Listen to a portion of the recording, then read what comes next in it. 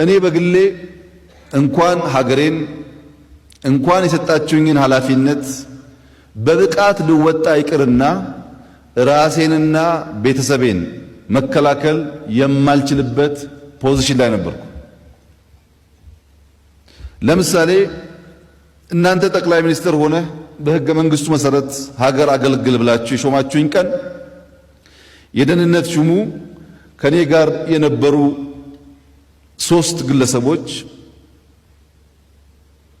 በጥበቃ ስራ ላይ የነበሩ 3 ግለሰቦች ይዘህ ቤተ መንግስት መግባት አትችልም ተባልኩ። እኔ የግል ጥበቃዎች ላይ ማዘዝ የማልችል ሰውዬን ነው እናንተ ለምን ሀገር አትጠብቅም እያላችሁ ጥያቄ የምታቀርቡት? አትችልም፣ እኛ የሰጠንን ጠባቂ ብቻ የሚጠብቅህ ተብሎ ጠባቂዎቼ እንዳይገቡ ተከለከሉ። ይሄ ጠቅላይ ሚኒስትር የሆንኩበት ቀን ነው። ቢሮ የምሰራበት ቢሮ ቁልፍ ያለው በእነዚህ የደህንነት ጠባቂዎች ነው። ከፍተው የሚያስገቡኝ አስወጥቶ የሚቆልፉብኝ እነሱ ናቸው።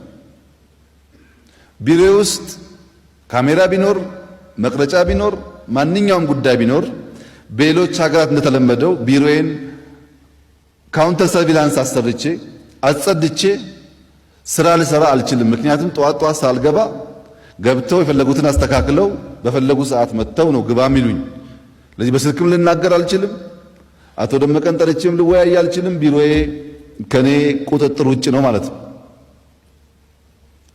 የምጠበቀው ብቻ ሳይሆን ቢሮዬም በሰዎች እጅ ነው። ከቢሮ በተጨማሪ የቤቴ ዋናው ቁልፍ በእነዚህ ኃይሎች ነው። አስገብተውኝ የሚቆልፉብኝ እነሱ ናቸው። ጠዋት ቁልፍ ከፍተው የሚያስወጡኝ እነሱ ናቸው።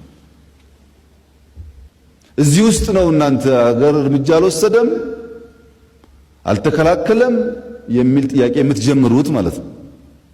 የእናንተን ደህንነት ሳይሆን የራሴና የልጆቼን ደህንነት ማረጋገጥ የሚችልበት ፖዚሽን ላይ አልነበርኩም። በዚህ ግን አያበቃም። ወታደር ስለነበርኩኝ እስቲ አንድ ስቴፕ ሮጬ ለማምለጥ እንኳን የምችልበት መንገድ ካለ ግቢውን ለማየት ፈልጌ በአካባቢ ያሉ ሰዎች ቢሮዬና ቤቴ በእጄ አለመሆኑን አውቄያለሁ። ግቢዬን ለማወቅ ግቢ እንመልከት ስላቸው ይሄ እኮ አልተለመደም አሉኝ። ጠቅላይ ሚኒስትር ግቢ ማየት ማለትማ አልተለመደም፣ ከቢሮ ቤት ብቻ ነው። አርብ ካስገባንህ ሰኞ መተን እስከምንወስድህ ቤት መቀመጥ። ቤት ማለት ቤት ነው እንጂ በረንዳም አይቻልም።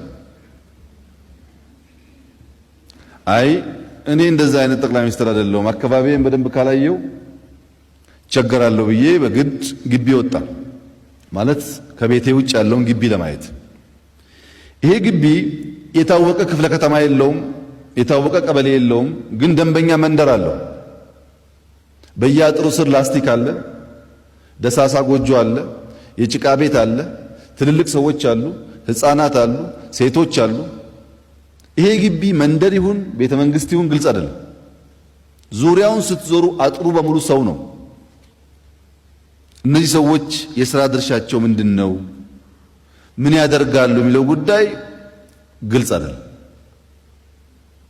በየቦታው ሽንት ቤት አለ፣ በየቦታው ጎጆ ቤት አለ፣ ላስቲክ ቤት አለ። ልክ የጎዳና የሚመስል አጥር ተንተርሶ የተሰሩ የላስቲክ ደሳሳ ቤቶች አሉ፣ ሰው ያለባቸው። ስለዚህ ቢሮና ቤት ብቻ ሳይሆን ግቢም ሮጦ ለማምለጥ በፍጹም ማይቻል በአደገኛ ሁኔታ ውስጥ እንዳለው በግልጽ ተገነዘብኩ። አንድ ስቴፕ ከግቢ ውጭ ልመልከት ብዬ ሳይ በዚህ በኩል ጥይት ቤት የሚባል በመቶዎች የሚቆጠሩ ሰዎች ያሉበት፣ በዚህ በኩል ፓርላማ ጥበቃ ተብለው የተቀመጡ ሰዎች ያሉበት፣ በዚህ በኩል ገራጅ የቤተ መንግስት ገራጅ ተብሎ በጣም በርካታ ሰዎች ያሉበት፣ ዝቅ ስትሉ የብሔራዊ ደህንነት ከህግ ውጪ ከአዋጅ ውጪ ስፔሻል ወታደሮች አሉት። ስፔሻል ትጥቅ ያላቸው ወታደሮች አሉት። ስለዚህ ከቢሮና ከቤት ቢመለጥ ከግቢ አይቻልም። ከግቢ ቢመለጥ ዙሪያው እንዳልኳችሁ ነው። ባጭሩ ዘመናዊ እስር ቤት ውስጥ ያለ ጠቅላይ ሚኒስትር መሆኔን አወቅኩት።